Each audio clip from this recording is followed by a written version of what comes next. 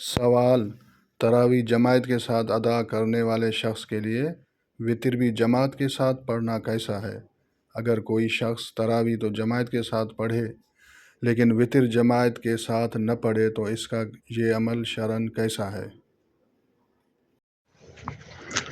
جی، اچھا طریقہ ہے کہ رمضان میں وتر جماعت کے ساتھ پڑھیں، اولا طریقہ، بہتر طریقہ ہے۔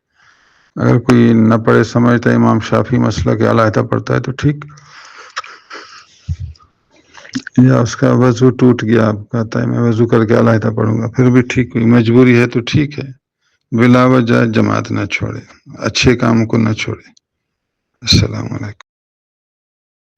اگر آپ کے ذہن میں بھی کوئی سوال ہو تو کمنٹ میں لکھ کر بتائیں، انشاءاللہ عز و جل تسلی بخش جواب دیا جائے گا۔